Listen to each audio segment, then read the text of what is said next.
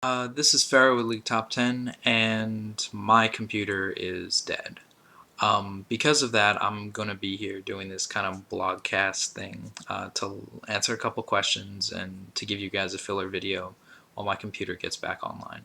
Hopefully it'll be up Thursday.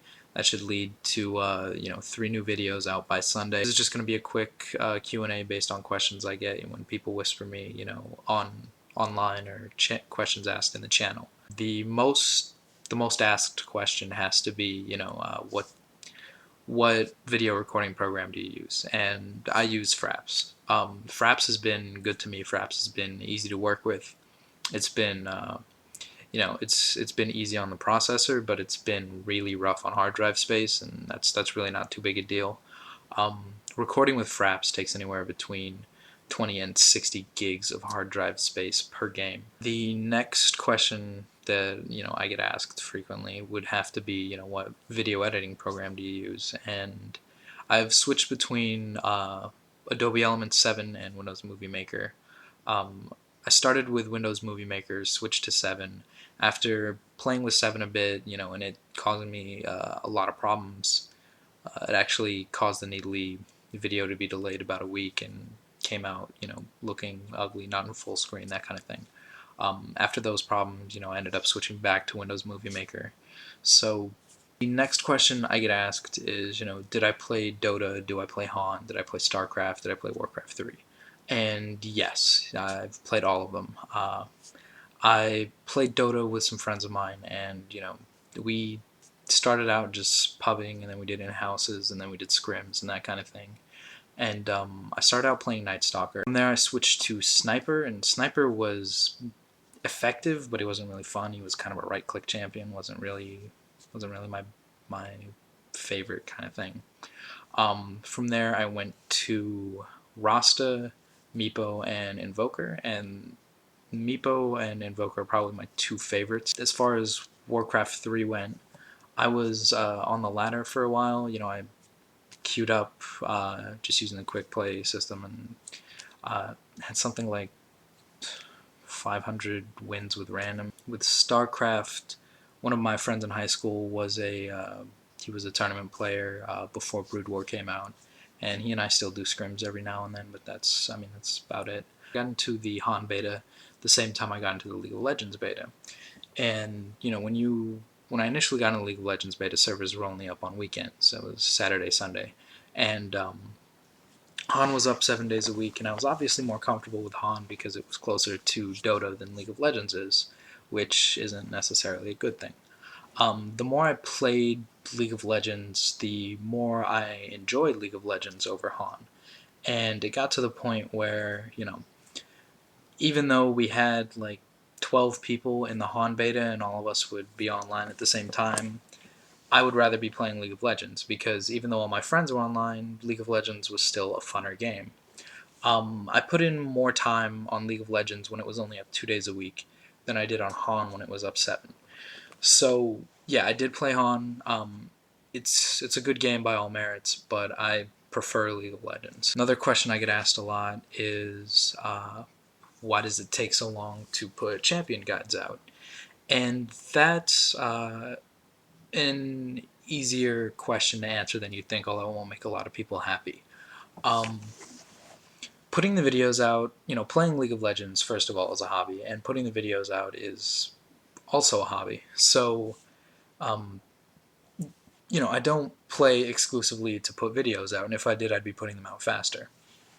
That said, the Twisted Fate guide and the Annie guide both came from, months and months of expertise playing as both of them in beta. I played Twisted Fate almost exclusively for a long time, and I played Annie for something like a month consecutively. And this was over the summer where, you obviously get more time to play video games than you would during any other time. When you spend that much time playing, everything there is to know about the champion. You know what items you get, why you get those items, the skill build, everything about them. You can answer any question. And that makes it really good when you put out a guide, because you have that kind of authority. You know every argument presented to constructing a champion. Developing that kind of expertise takes time. And I haven't played League of Legends as much as I'd like to since it's been released, and I definitely haven't been playing any champion almost exclusively since it's released. I will definitely be putting out an Aces guide this week after spending a lot of time with him. Seeing the different builds for him, seeing what people have to say about him. Why it takes so long to put out top 10 plays. The first one, it came out and it was pretty nice having it out. I kind of liked it. But it didn't feel as genuine as it should feel. And what I mean when I say that is, a lot of the clips were submitted by me or they were submitted by Spunkify. And, I think I was in like something like 7 of the clips presented in the video. And that really doesn't feel right to me. I'd like to be able to do the top 10 plays with no clips submitted by me. That said, I will be putting one out Sunday or Friday. And that one will have, I think, like 3 clips with me in it, but that's about it. From there, we will be putting the series on hold until the replays feature comes out. That way it'll be easier to facilitate getting user-submitted clips. We will update weekly or bi-weekly. We haven't really decided yet.